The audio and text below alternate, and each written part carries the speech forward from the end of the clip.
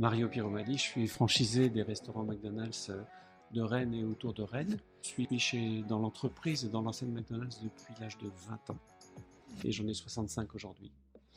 J'ai toujours voulu faire quelque chose qui rende service aux autres, en fait. C'est ça qui m'a motivé. J'ai été choisi parmi d'autres élèves pour faire une expérience en Iran. Parmi les gens qui venaient là, c'était à l'époque Hussein de Jordanie, de Rothschild, des chefs d'État. Enfin voilà, pour quelqu'un qui a 18 ans, c'est vraiment une expérience très marquante. J'ai créé un fonds de dotation qui s'appelle IAO, Ouais. en faisant des systèmes de mentorat entre des chefs d'entreprise accomplis, plus âgés la plupart du temps, qui ont de l'expérience et qui tendent la main à un jeune. On est présent un peu partout en Bretagne. On a à peu près 500 binômes. J'adore l'immobilier. Alors c'est peut-être parce que j'ai pas l'immobilier chez McDo que je prends de l'immobilier ailleurs. L'immobilier, c'est quelque chose de vivant, c'est quelque chose d'humain.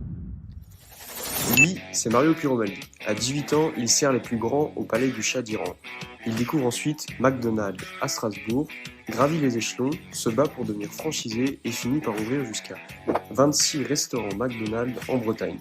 Mais sa plus grande fierté, transmettre. Aujourd'hui, il guide de jeunes entrepreneurs à travers le réseau Yao, investit dans l'immobilier et continue de servir à sa manière. Bonjour à tous et bienvenue dans ce nouvel épisode de mon podcast qui s'appelle Inspirant. Aujourd'hui, j'ai la chance d'accueillir Mario. Bonjour. On va revenir sur justement votre parcours au sein de McDonald's, mais aussi en tant que plutôt businessman, j'ai envie de dire. Si vous pouvez vous présenter rapidement, qu'est-ce que vous faites aujourd'hui dans votre entreprise et quelles sont vos activités? Je vends des frites.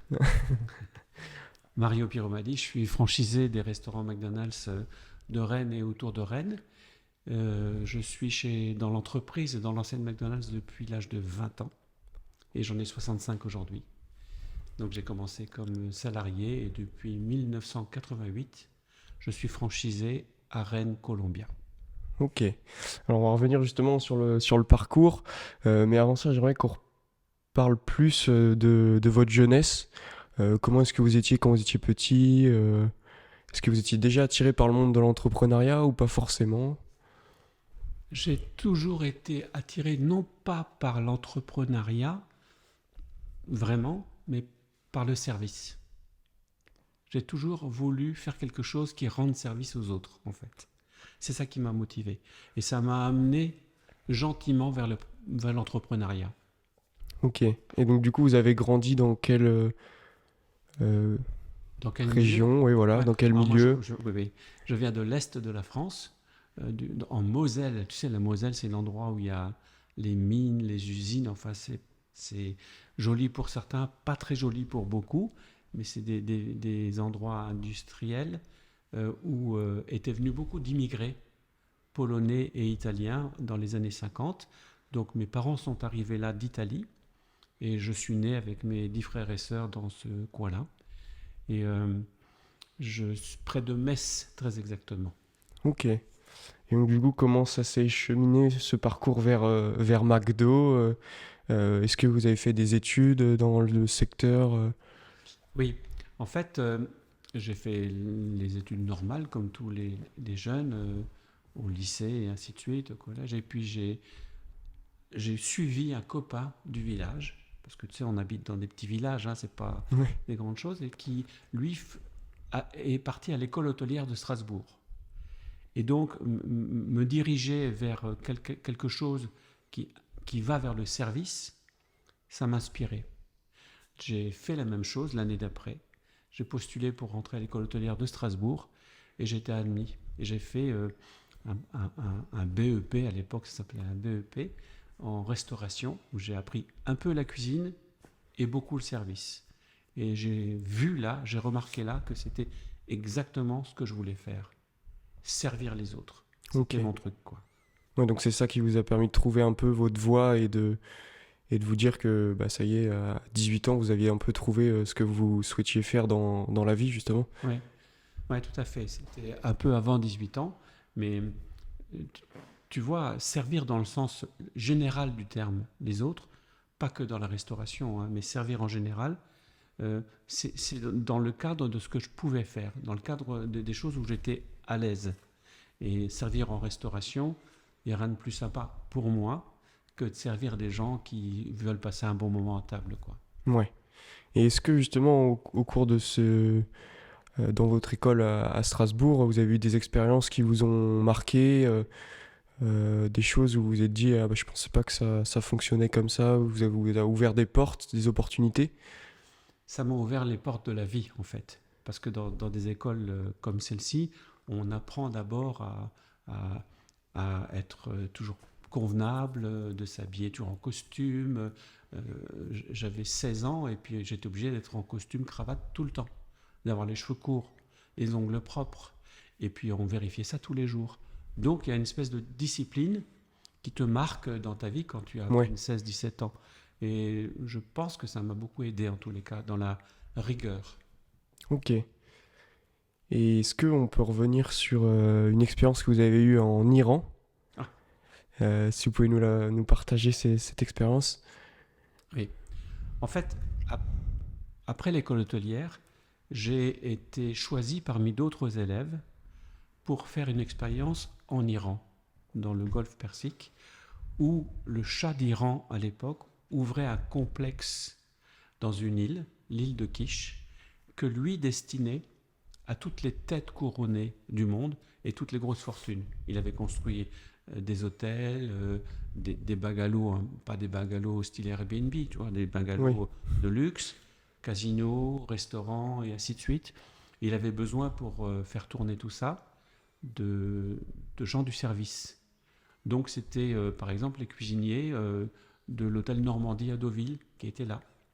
Et pour les serveurs, pour les chefs de rang, pour tous ces gens au service, c'était des élèves de l'école hôtelière, dont je faisais partie, et puis des gens d'un peu partout, dans toutes les grandes maisons françaises de restauration.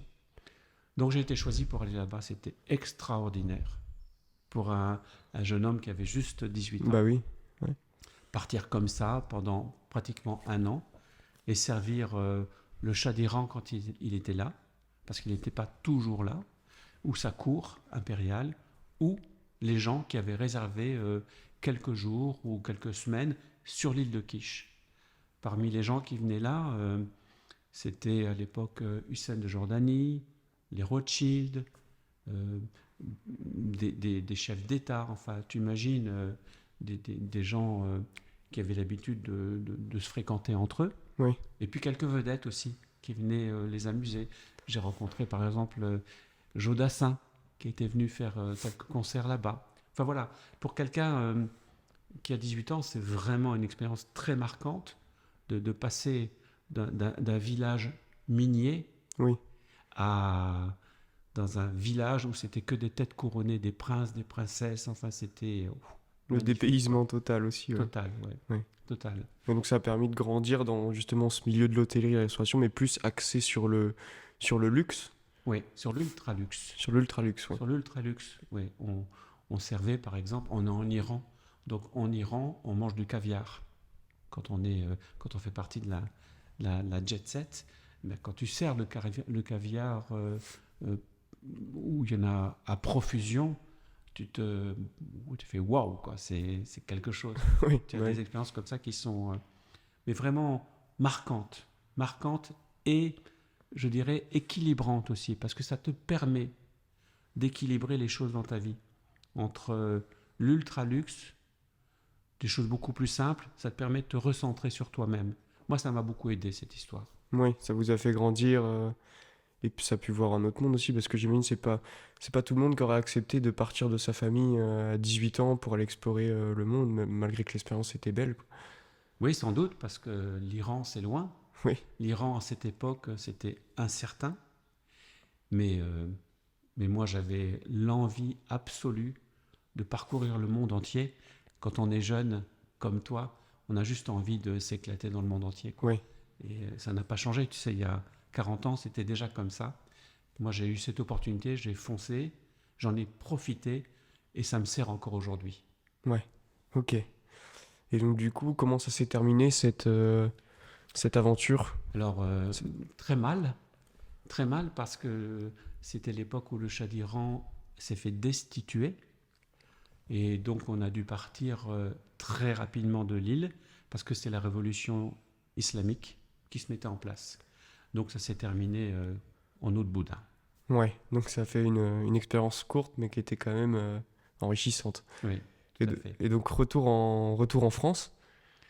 Retour en France, très content de ce que Oui, j'avais vécu en Iran, content de venir partager ça avec la famille déjà, ouais, parce que j'étais parti près d'1 an. Et puis je suis parti à travailler dans la restauration à Strasbourg, où j'ai fréquenté de nouveau des restaurants un peu gastronomiques, et puis des brasseries, parce qu'il fallait bien travailler et manger. oui. Et moi, ça m'a jamais gêné de passer du caviar du Shah d'Iran, toutes les princesses autour, à la terrasse d'une brasserie Place Kléber à Oui. Strasbourg. Bah, le C'était pas métier un dans le problème. fond reste le même. C'est C'est toujours le servir. service. Servir les gens, Oui. rendre les gens heureux. C'est ça qui me motive. Ok. Et comment du coup on passe de l'ultra luxe, j'ai envie de dire, à une nouvelle industrie qui arrive, qui débarque en France, McDonald's. Ah, oui. Là, nous sommes en 1979.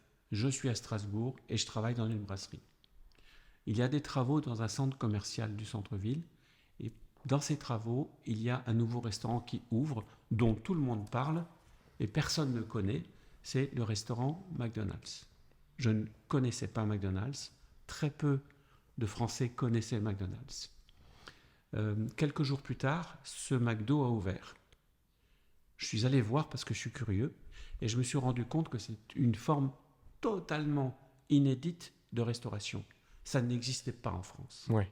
En France, c'est le restaurant de papa où on vient, on s'assoit, enfin tu vois quoi, hein, on se tient bien à table et ainsi de suite. Et là, c'était le restaurant un peu liberté pour tout le monde. Et ça m'a beaucoup plu cette formule. Et figure-toi que j'ai rencontré là un ancien d'Iran qui travaillait là Ah comme oui. manager. Et on a discuté un petit peu et il m'a dit tu devrais postuler. Et j'ai immédiatement postulé parce que ça m'avait plu cette nouvelle expérience. Et je me disais, naïf que j'étais, qu'en rentrant chez McDo à Strasbourg, je ferais le tour du monde avec les McDo. J'avais toujours en tête ce voyage Le autour voyage, du monde. oui. Et bien, je suis rentré chez McDo comme équipier. Ça a bien marché. J'ai gravi tous les échelons. Je suis devenu directeur. J'ai travaillé un peu partout en France où j'aidais les nouveaux franchisés à ouvrir le restaurant. Et puis très vite, j'ai demandé à être moi-même franchisé. Et on m'a dit non plusieurs fois, parce que j'étais trop jeune, parce que j'avais pas d'argent, parce que j'avais pas d'expérience encore. Et j'ai continué à postuler. J'ai continué Ouais. à demander chaque 6 mois et ainsi de suite. Et puis un beau jour, la chance qui est... faut toujours jouer avec la chance. Toujours. Un beau jour, la chance était là. Pourquoi ? Parce que je postulais, comme tous les 6 mois. Je m'attendais à ce qu'on me dise non, comme tous les 6 mois.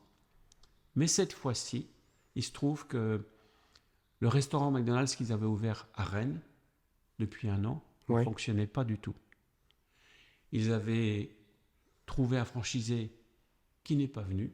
Donc ils se retrouvaient avec un restaurant qui ne fonctionnait pas et son franchisé. Et puis finalement, ils m'ont dit, si tu veux vraiment être franchisé, on te propose Rennes. Et j'ai tout de suite dit oui.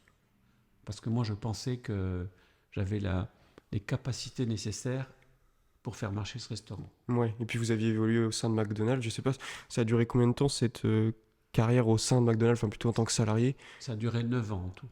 9 ans à apprendre un peu tous les rôles et à ouvrir des McDo à travers Ouais, la France, ouais. j'imagine. Vraiment, je maîtrisais bien le métier chez McDo, de directeur, de gérer un restaurant. J'ai tout appris chez eux et je le maîtrisais bien. Donc je me sentais assez fort pour avoir un resto, un McDo, à mon compte. Oui. Je savais ce qu'il fallait faire, exactement. Donc avec cette espèce de certitude, et puis c'est ta conscience, quand on a 27 ans, bah, je suis allé à Rennes, j'ai vu le McDo qui était celui de Rennes Columbia, pour ceux qui connaissent, et j'ai tout de suite vu que c'était impossible que ce McDo ne fonctionne pas. Donc j'ai dit oui. McDo était très sympa, parce qu'ils m'ont permis, non pas de l'acheter, mais de le louer, parce que j'avais pas d'argent. Oui. Donc ils m'ont permis une période transitoire pour le louer, et au bout d'un certain temps, je l'ai acheté. Et ma carrière de franchisé a démarré là, en 1988, à Rennes Colombia. À Rennes Colombia. Ouais. Ok. Et donc du coup, ça fait déjà un petit moment que ce McDo a été ouvert. Entre-temps, il y a quand même eu beaucoup d'autres McDo qui se sont lancés. Mais pour revenir un peu dans les débuts de McDo, c'était 1988, Là, on est en 1988 à peu près. les débuts de McDo à travers la France. Donc c'est un peu une nouvelle industrie qui arrive. Oui. Pas forcément de concurrence sur le marché. Et qu'est-ce qui fait que justement la résilience pour tout le temps redemander si vous pouviez avoir une franchise, enfin si vous pouviez être franchisé McDonald's, et pourquoi vous n'êtes pas plutôt dit je vais lancer ma chaîne de fast-food. Est-ce que c'est une question qui vous est venue durant votre parcours ou... Bien sûr, j'y ai pensé. J'y ai pensé évidemment, mais j'avais fait mon choix. Je me suis tout de suite dit que le leader du marché mondial, c'était McDo. Et qu'il y avait peut-être une possibilité d'être franchisé avec eux. Ouais. Et avant d'abandonner totalement cette idée-là, je voulais persévérer. C'est pour ça que j'ai mis du temps avant de l'obtenir, mais j'ai jamais baissé les bras. Ouais. J'ai toujours j'ai persévéré. D'ailleurs, je l'ai déjà dit, mais je te le redis, hein, puisque la persévérance, c'est vraiment une arme absolue. Il ne faut jamais baisser les bras. La persévérance, dans mon cas, c'est l'arme du pauvre. J'avais rien. J'avais pas d'argent, pas l'âge, Ouais. peu de choses. La seule chose qui me restait, c'était moi et ma persévérance. La persévérance, c'est l'arme du pauvre. Ouais. C'est quand on n'a rien à perdre, autant On y va. tenter, quoi. Il faut y aller, bien sûr, parce que personne ne te donnera les choses parce que juste tu le demandes une fois. Il faut persévérer. Il faut que l'autre y croie autant que toi. Et pour ça, il faut redemander. Ouais. Donc ouais, ça a été beaucoup de persévérance pour justement avoir ce oui à Rennes. Ouais. Et une fois que du coup, comment ça se passe? Si on peut revenir un petit peu sur le franchisé McDo, franchise, le fait d'être franchisé et franchiseur, c'est quoi un peu, je sais pas si on peut les évoquer, les critères pour, par exemple, si moi demain je souhaite ouvrir un McDonald's? Ok. Pour devenir franchisé McDo ou toute autre forme de franchise, mais particulièrement McDo, il faut d'abord être un homme ou une femme de terrain. Il faut pouvoir être capable d'aimer et de diriger des personnes qui vont travailler pour toi. C'est important parce qu'on est dans ce qu'on appelle un people business. On est dans un business où ça ne marche pas s'il n'y a pas des employés. Donc il faut savoir diriger des employés. La deuxième chose, il faut aimer ce qu'on fait. Il faut aimer cette enseigne, autrement il ne faut pas y aller. Et puis surtout, il faut aimer servir les gens. Oui, on revient Parce toujours. qu'il n'y a rien de plus ingrat que de servir les gens si on n'en a pas envie. Mais si on en a envie, c'est un vrai plaisir. Donc, si tu aimes les gens en général, les clients et tes employés, tu as déjà beaucoup d'atouts pour devenir franchisé. Tu vois.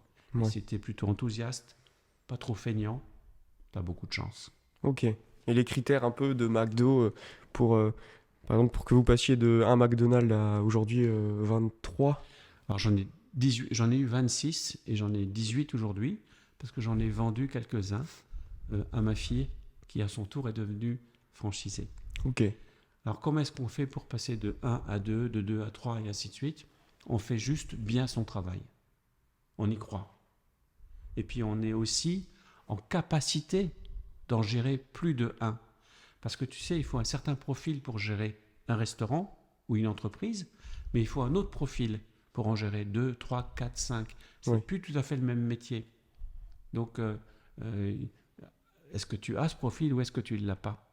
Donc, c'est ça qui fait la différence. Ok. Et le levier justement pour passer de 1 à 10 McDonald's, pour ouvrir une franchise, on dit souvent qu'il faut payer une licence. Oui, à chaque fois, oui. Bien sûr. Est-ce que c'est plutôt un levier bancaire qui est utilisé pour se développer en nombre de restaurants? En ce qui concerne McDo, McDo, regarde, enfin, bien sûr qu'il y a de l'argent derrière tout ça, parce qu'il faut acheter la franchise, il faut acheter du matériel, ça coûte de l'argent. Mais ce n'est pas le levier principal que va regarder McDo. McDo va regarder si tu es en capacité de le faire, si tu es assez fort pour le faire et si tu as vraiment les capacités pour le faire. Oui. L'argent, c'est presque secondaire, puisque heureusement dans nos métiers, ça marche plutôt bien. Donc, quand on a la bonne personne qui est à la tête d'une entreprise qui marche plutôt bien, on n'a pas de problème de chiffre d'affaires et de résultats. Oui. Ok. Donc, du coup, là, aujourd'hui, vous nous avez dit que vous étiez à 18 McDo et justement, votre fille qui a eu cette envie aussi Mhm. de servir. Ouais. J'imagine que vous êtes fier qu'elle ait Plus pu que avoir ça. cette envie. Ouais. Là, je suis très très fier. J'ai 5 enfants, mais pour l'instant, il n'y a que elle qui a choisi de faire une carrière chez McDo. Peut-être que les autres le feront plus tard, je ne sais pas. Mais en tous les cas, elle a ce côté j'aime servir. Et c'est vraiment un atout exceptionnel. Puis elle sait compter, Ouais. elle n'est pas feignante. Et puis surtout, je pense qu'elle a cet amour pour les gens autour d'elle. Et tout ça, ça l'aide beaucoup à être une très bonne franchisée. Ok. Et justement, donc à travers ce parcours McDonald's, on utilise justement, on l'a évoqué, les leviers. Est-ce que vous avez vu le film Le Fondateur? Bien sûr. Et qu'est-ce que ça vous a inspiré justement, ce film? C'est un très bon film sur l'histoire de McDo. Dans ce qu'on voit dans le film, il y a, d'après moi, à peu près 90% de vrai. Oui, C'est à peu près comme ça que ça s'est passé. C'est un petit peu romancé, mais pas trop. Donc il y a vraiment dans ce film, moi ce que j'en conclus, c'est que il y a 2 frères, les frères McDo, qui ont l'exigence et l'inventivité de revoir le business du burger. Et comme ils ne viennent pas de la restauration, ils n'ont pas de frontières dans leur tête, ils n'ont pas de barrières. Donc ils réinventent tout et ça marche. oui, Par contre, ils ne sont pas en capacité de développer le truc. Ils ne sont pas en capacité d'en ouvrir 5, 10, 15. Ils sont très bons pour inventer un nouveau business. Ray Kroc, le vendeur de machines à chèques dans le film, lui, c'est tout le contraire. Il n'était pas en capacité de mettre en place ce nouveau business de burger. Par contre, homme d'affaires redoutable. Il voyait loin. Il est capable de rêver à beaucoup de choses. Et c'est la combinaison des deux qui a fait le succès.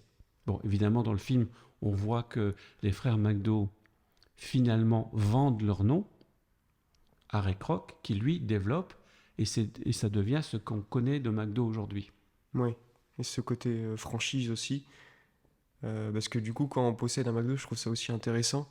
Euh, Quand vous possédez un McDo, vous louez à McDonald's l'emplacement. Oui, c'est toujours McDo qui est propriétaire du foncier, toujours, oui. C'est ça, oui.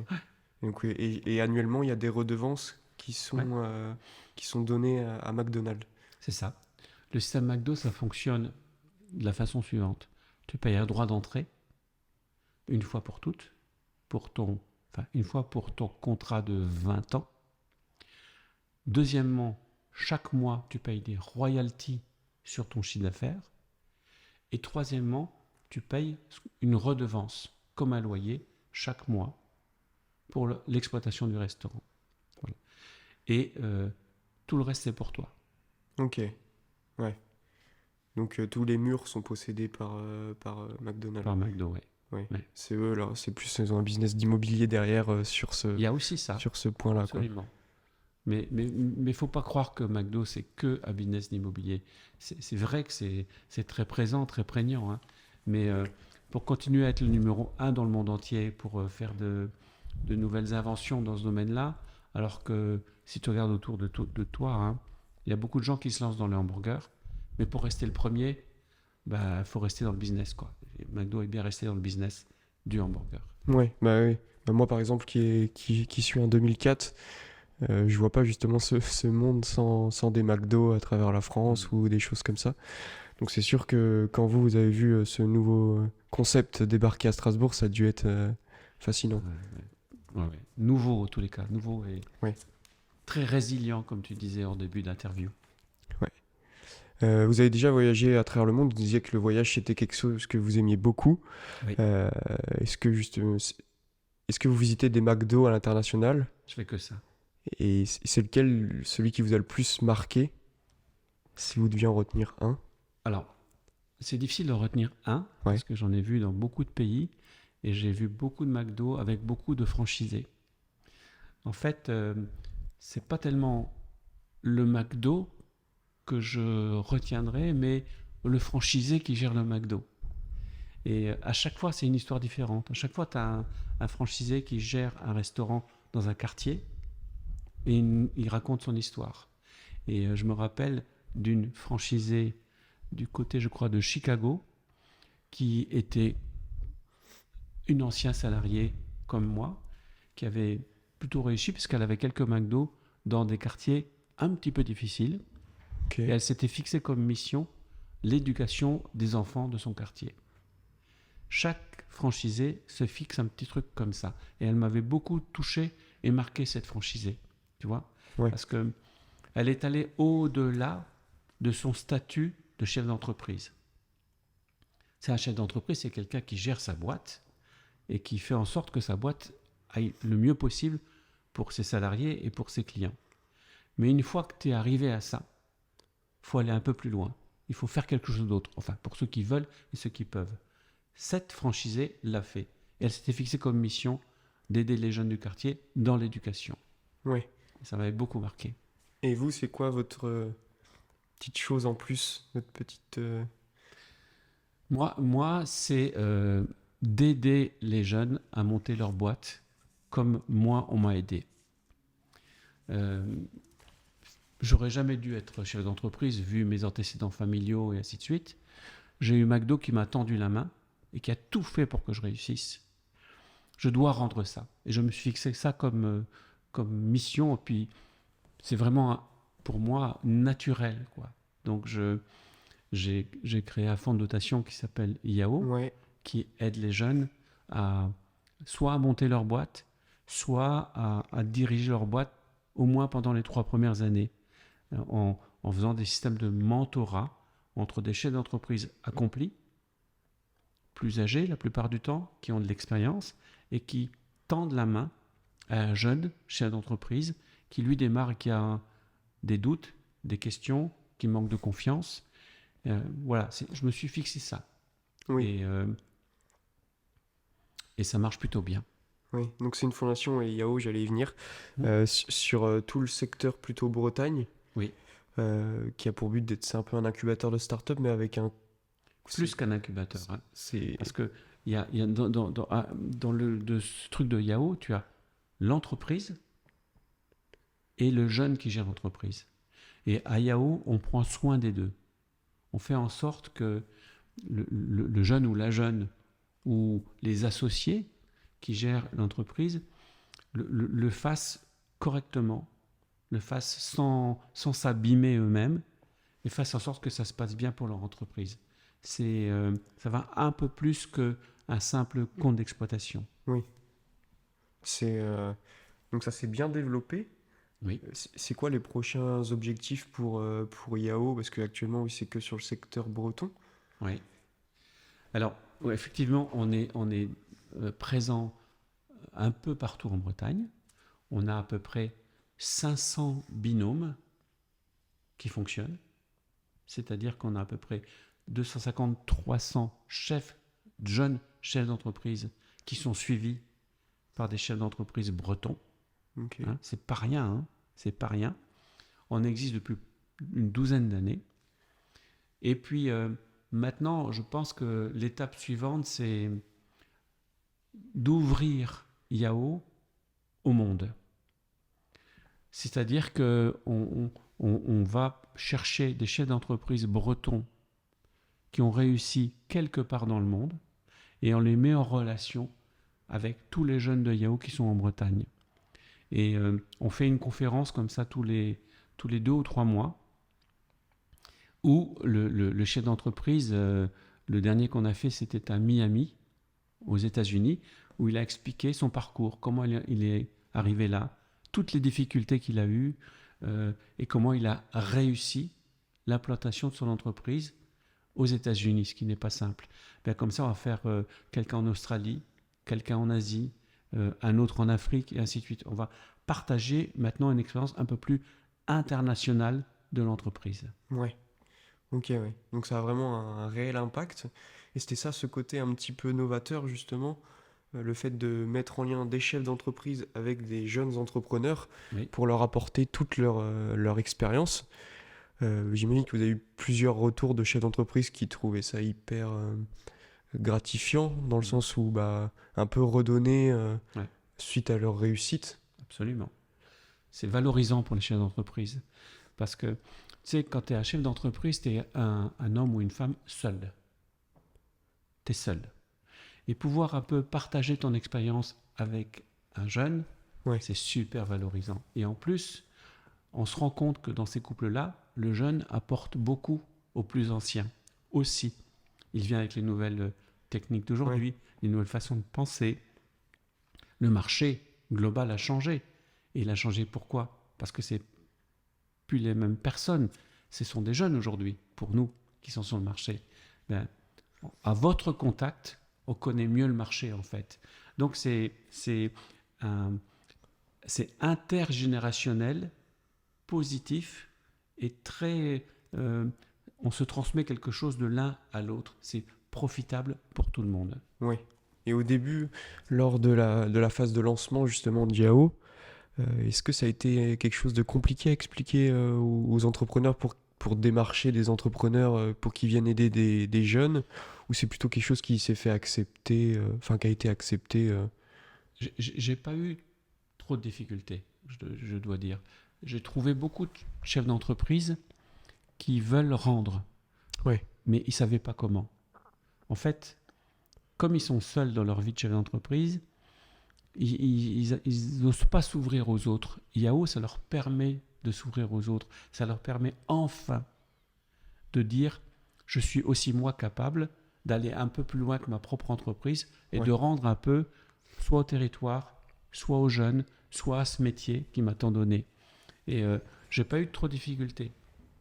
Mais la sélection des chefs d'entreprise pour devenir parrain à Yao, c'est quelque chose de très méticuleux. Parce que c'est pas parce que tu es chef d'entreprise et que tu as de l'expérience que tu peux devenir parrain à Yao. Il y a tout un processus, il y a tout un état d'esprit, il y a toute une envie que tu as ou que tu n'as pas. Ouais. Et si vous deviez retenir un parcours d'un jeune entrepreneur de Yao, ce serait lequel un parcours Il y en a plein. inspirant Il y en a plein, mais je pense tout de suite à quelqu'un comme Daniel Gelin. Daniel Gelin, je ne sais pas si tu connais, mais c'est un chef d'entreprise de l'ouest de la France qui habite à Rennes et qui a commencé à Rennes.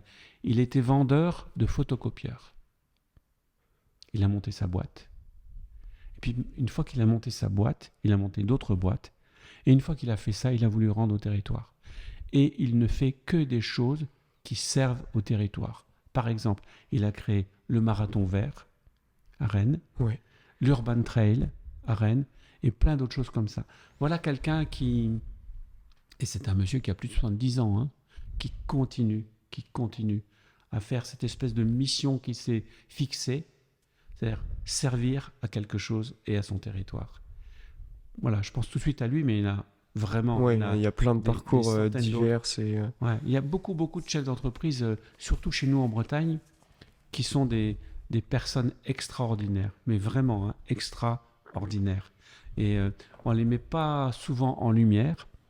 Et justement, grâce à Yao, ils peuvent un petit peu se rendre compte eux-mêmes que c'est des bonnes personnes. Oui. Et qui mettent plutôt du coup l'aspect social en avant et le côté humain des choses. Et je pense que c'est peut-être quelque chose qu'ils ont envie de retrouver aussi, et pas que forcément de faire du business et parler toujours argent. Oui. Je pense que ça a aussi un réel impact d'aider les gens et de se sentir Oui, complètement, redevable. parce que tu sais, chef d'entreprise, ça n'a pas toujours une belle image. Tu as déjà entendu dire que les chefs d'entreprise, c'est tous des mecs qui s'en foutent plein la poche, par exemple, qui comprennent pas le monde des salariés, et ainsi de suite, et ainsi de suite. C'est pas toujours vrai. C'est rarement vrai.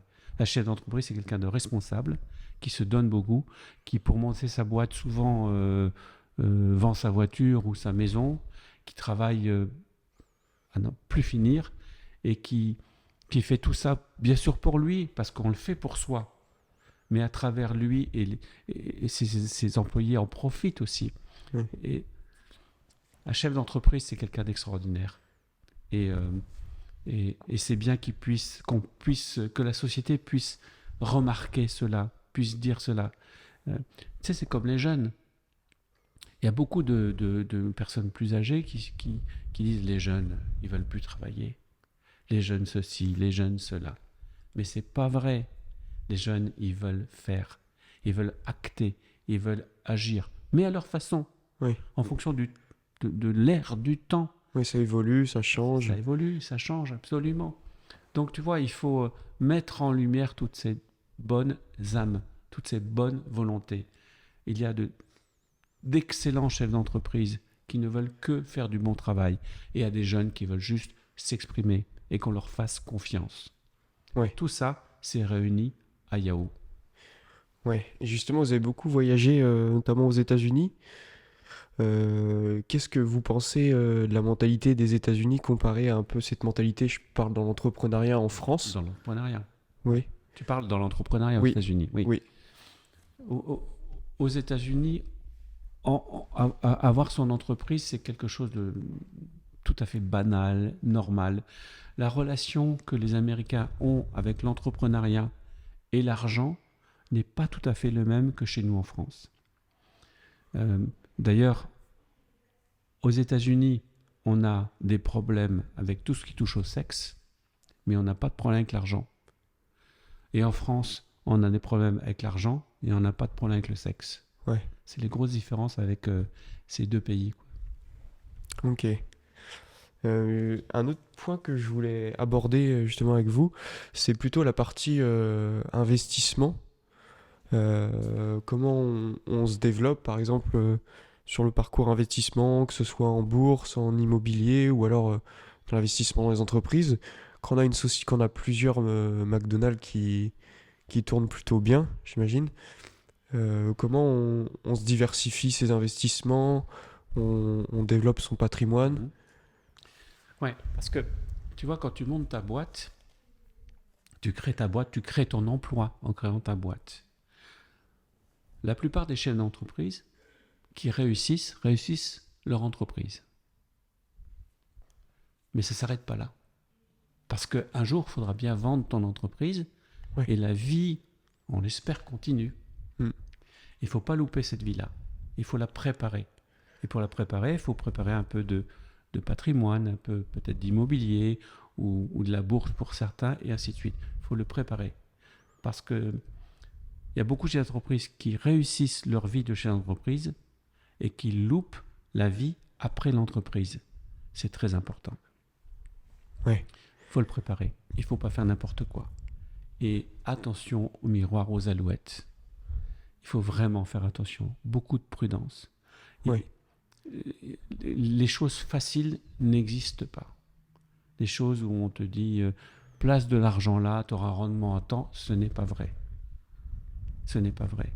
Et ainsi de suite. Donc, avec la même prudence, mais avec la même volonté de réussir, il faut gérer sa vie et préparer sa vie après l'entreprise. Oui.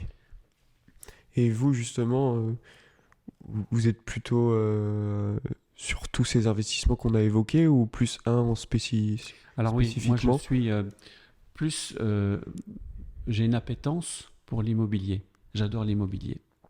Alors c'est peut-être parce que j'ai pas l'immobilier chez McDo que je prends de l'immobilier ailleurs. J'aime bien l'immobilier parce que l'immobilier c'est quelque chose de vivant, c'est quelque chose d'humain. Parce qu'avec l'immobilier, les gens habitent dans l'immobilier, dans des appartements, dans des maisons où il y a des entreprises qui sont Oui. construites. Voilà.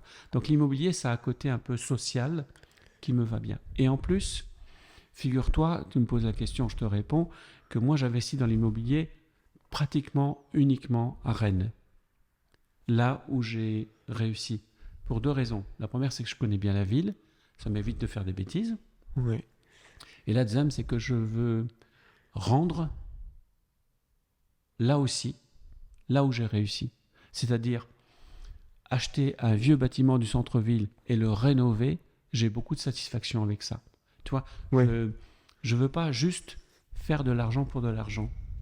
Je veux faire et que ça serve à quelque chose. Oui, contribuer au développement de Rennes et puis remettre en valeur le centre-ville, Absolument. des choses comme ça. Oui.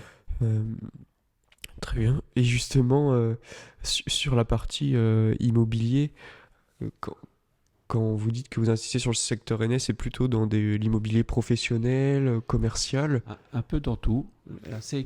J'essaie d'équilibrer entre le professionnel, les bureaux, l'habitation. Ouais. Est-ce que vous avez déjà eu une mauvaise surprise, par exemple, Beaucoup. en immobilier, Oui, où bien vous sûr. aviez acheté un bien et au final vous vous êtes rendu compte que la charpente était pourrie ou des choses comme ça? Ah oui, alors quand tu achètes dans les vieux bâtiments Ouais, en Rennes, ça t'arrive tout le temps, mais tu le sais avant. ouais, Mais ça m'est quand même arrivé de ne pas prévoir l'imprévisible. Et ouais. je me suis trompé plusieurs fois, ce qui m'a servi pour ma propre expérience. Donc aujourd'hui, je suis un peu meilleur que je l'étais il y a 4, 5 ans, 6 ans, 7 ans. Donc Ouais. on apprend toujours, tu Bah vois. oui, à force d'avoir des petits échecs, ça permet de tirer des leçons à chaque Toujours, fois. toujours. Euh, Mm. Parce que tu sais, le mec qui te raconte qu'il a tout réussi dans sa vie, ne le croit surtout pas, hein. Ça n'existe pas. ouais, Ça bah n'existe oui. pas. On est obligé de faire des échecs pour évoluer, je pense. Ça arrive souvent. Ouais. Et sur la partie immobilier, donc on l'a dit, c'est vrai que c'est quand même plus euh, palpable, entre guillemets, enfin Ouais, c'est plus ouais. concret que par exemple la bourse, ou alors on va investir indirectement sur un broker en ligne ou des choses comme ça. Ouais, moi, c'est pas mon Et truc. ça va être indirect, on va pas le voir réellement, alors que là c'est vrai que restaurer un ancien bâtiment, va tout de suite, enfin ça dépend de chacun j'imagine, mais Ouais. je trouve que c'est plus charmant. Rénove un bâtiment au centre-ville où tout le monde passe devant, se promène dans la ville et puis trouve le bâtiment joli. Bah, au moins, tu fais quelque chose de bien, quoi. Quand tu loges des familles dans un bâtiment qui est sain, ça fait du bien. Ouais, Quand tu mets un commerce, un beau commerce dans un beau bâtiment, ça fait du bien à tout le monde. Tu vois, c'est ce côté, on fait, je veux faire des choses qui ont une utilité, qui servent à quelque chose. Pas l'argent, ça m'intéresse assez modérément. Ce qui m'intéresse, c'est qu'est-ce qu'on peut faire avec l'argent. oui, c'est un levier quoi. Oui, Mm. tout à fait. Et pour les gens qui nous écoutent, justement, qu'est-ce qu'on pourrait. C'est quoi un petit peu vos critères avec ces années d'expérience un peu dans l'immobilier pour trouver un bien qui soit à l'équilibre? Je préfère louper une bonne affaire que d'acheter une mauvaise. Voilà ce que je leur dirais. Je préfère louper une bonne affaire que d'acheter une mauvaise. Qu'est-ce que ça veut dire? Ça veut dire qu'avant d'acheter, il faut réfléchir, Oui, regarder, écouter, étudier, imaginer ce qui peut arriver. Parce que l'immobilier, c'est très risqué. Et il se passe des trucs qu'on n'avait pas imaginés. Donc, soyez prudents. ouais, Et quand vous n'êtes pas sûr de vous, ne faites pas. Je préfère louper une bonne affaire que d'acheter une mauvaise. ouais, ok. Parce que justement, sur l'immobilier, c'est vrai qu'on a plus en plus ces dernières années, avec les réseaux sociaux, on voit plus de gens se lancer dans l'immobilier. Je pense que ça ouvre des voies, des portes. Ça permet de se renseigner plus, de se former gratuitement, par exemple sur YouTube. Et ça peut avoir un impact. Donc, est-ce que vous direz aussi qu'il faut peut-être commencer l'immobilier jeune parce que c'est quelque chose de long terme? Si on peut, c'est toujours bien, hein, évidemment. Mais c'est accéder à de l'immobilier, c'est cher quand même, hein. Oui, Donc, faut rester à sa place. et acheter des petites choses, commencer petit, faire les travaux soi-même. Tu vois, il faut céder soi-même à la réussite. Ça ne Oui. va pas tomber tout seul. Hein. Ouais. Faut, Oui. il faut être lucide. Faut se former et puis pas prendre en étant vigilant aussi quoi Oui. de mesurer les risques qu'on prend. Un autre point important, c'est un peu le réseau, le fait d'être bien entouré de gens qui sont, par exemple dans l'immobilier, d'être entouré des bonnes personnes Mm. qui nous font grandir. Est-ce que ça a été un impact justement de la réussite de toutes ces ouvertures de McDo à travers la Bretagne, Oui. l'entourage? Tu sais, tu dis, il vaut mieux être entouré de bonnes personnes. Je vais reprendre ça si tu permets. Ouais. Il vaut mieux être entouré de personnes, tout court. Des bonnes et des mauvaises. Je t'explique. Ce qui compte, c'est pas les personnes. Ce qui compte, c'est toi, comment tu les écoutes. Comment tu fais en sorte qu'ils te disent les choses qui t'intéressent. Oui. Et parmi les personnes qui sont autour de toi, tu as des très bonnes personnes qui vont te dire un truc qui va te faire tilt, qui va t'aider. Tu vas avoir des bonnes personnes, tu vas te dire, ah, j'aimerais être comme lui parce que ceci, parce que cela. Et puis tu as aussi des personnes moins bien qui te permettent de te mesurer toi-même. Et tu vas pouvoir te dire, je veux pas être comme lui, je veux pas être comme elle. Ça sert aussi, tu vois. Ouais. Donc c'est pas les personnes qui comptent, c'est toi, comment tu analyses le monde autour de toi. Donc pour ça, il faut que tu sois les deux pieds sur terre, lucide. Il faut que tu aies de l'empathie pour les autres parce que tu ne sais pas ce que pensent les autres si tu n'as pas d'empathie pour eux. Et dès que tu as de l'empathie pour les autres, tu sais reconnaître les bonnes et les mauvaises personnes. Et elles ont toutes des choses à t'apprendre. Ouais. Peu importe, on apprend toujours des gens. Est-ce qu'aujourd'hui, vous avez encore des rêves? Oui. Ah, mes rêves sont plus importants que mes souvenirs. Hein. Oui, j'ai des rêves. J'ai des rêves. Tu vois, je rêve d'ouvrir d'autres McDo. Ça va te paraître bizarre, mais je vais en ouvrir d'autres d'ailleurs. Je vais sans doute continuer à essayer de rénover quelques bâtiments à Rennes, ou peut-être dans les villes autour de Rennes, mais dans un endroit que je connais bien. Et puis je rêve de transmettre tout ça aux personnes autour de moi, mes enfants, les jeunes, et puis voilà, de continuer à bien faire mon travail. Voilà, je rêve de ça. Juste continuer à bien faire mon travail. Ouais. Et à travers, c'est un point qu'on n'a pas abordé tout à l'heure en parlant de McDonald's. Vous dites que vous souhaitez ouvrir d'autres McDo, plutôt à travers la France, à travers encore la Bretagne. Autour de Rennes, toujours dans ma zone de chalandise autour de Rennes. Ouais. Ok. Je ne peux pas aller trop loin parce que je serais incapable de les gérer s'ils sont Oui. trop loin. Ok.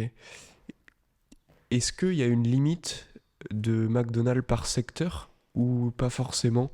Est-ce que McDonald's impose une limite, un écart par exemple de 10 km entre les McDo ou des choses comme ça, ou on peut ouvrir, enfin vous pouvez ouvrir un McDo où vous souhaitez En fait, c'est pas McDo qui va déterminer la limite. C'est toi-même. C'est le franchisé lui-même, Oui. s'il est capable ou pas. Mais c'est vrai que au-delà de 100 km, on va dire, c'est quand même difficile d'aller souvent dans le McDo, quoi. Donc, et c'est pas bien non plus de vouloir absolument en avoir et de pas bien les gérer. Oui. C'est un risque potentiel de perdre de l'argent, de mal faire son travail. Donc c'est pas dans l'intérêt ni de McDo, ni des franchisés d'avoir des restaurants trop loin ou trop nombreux. Tu vois. Ouais. Il faut connaître ses limites. Il faut avoir un juste milieu. Est-ce que tout au long de votre carrière, vous avez eu des regrets? Et si vous pouvez nous partager peut-être une histoire d'un regret, quelque chose une opportunité que plein vous de avez regrets. ratée? Ouais, plein. Chaque fois que je fais un truc pas bien, je le regrette. Hein. Et j'en ai fait plein. Des fois, je me suis mal comporté avec des gens que je regrette. J'ai eu la mauvaise parole, le mauvais regard, le mauvais geste. Enfin, tu vois, ça m'est arrivé. Tu sais, tout à l'heure, je te disais les erreurs dans l'immobilier, je les regrette, même si elles m'ont servi. Oui. Mais maintenant que c'est passé, si je pouvais les éviter, je préférerais. Tu vois ? Donc, mais la vie est faite de victoires et de défaites, d'avancées et puis de reculades, et puis de regrets aussi. C'est comme ça la vie. Mais il faut l'accepter. Oui. C'est, Il n'y a aucun parcours qui est parfait de toute façon. ça n'existe pas. Ça n'existe pas. Ce qu'il faut, c'est avoir la modestie de se regarder tel que l'on est, l'humilité de se regarder tel que l'on est, donc d'accepter ses erreurs, de les remarquer, puis de les accepter pour ne pas les recommencer et s'améliorer. Ça a du sens, tu vois. S'améliorer. Faire des erreurs, c'est normal. Refaire les mêmes erreurs, c'est un peu moins normal. Oui. Tu vois. Donc, oui, j'ai fait des erreurs. Oui, elles m'ont servi. Et si je pouvais recommencer et pas les faire, je le ferais, évidemment. Oui. Mais tout en gardant l'expérience des erreurs que j'ai faites. Donc, c'est impossible. Oui, donc il faut Donc, il faut les accepter. Il faut les faire, oui, Il faut les accepter. pour apprendre. Oui. Ok, bon, bah, très bien, merci Mario. Pour finir ce podcast, justement, qu'est-ce qu'on peut vous souhaiter pour les prochaines années? D'être heureux. Être heureux. D'être heureux, ouais, tout Ok. simplement. Être heureux et de jamais se comparer à personne pour être heureux. Ouais. Si tu veux être heureux, ne te compare à personne. Sois heureux avec toi-même. Bah, c'est une belle phrase de fin. En tout cas, merci Mario de m'avoir accueilli dans tes locaux aujourd'hui. Enfin, tu me tutoies. Oui, c'est vrai que bien. j'ai vous voyez tout le long du podcast. Bah, merci d'avoir écouté ce podcast. J'espère que ça vous a plu, que ça vous a inspiré aujourd'hui le parcours de Mario. On se retrouve pour un prochain podcast, un nouvel entrepreneur très prochainement. Donc voilà, je vous remercie et puis bonne journée à vous. Merci Mario. Bonne journée, merci beaucoup. Ciao.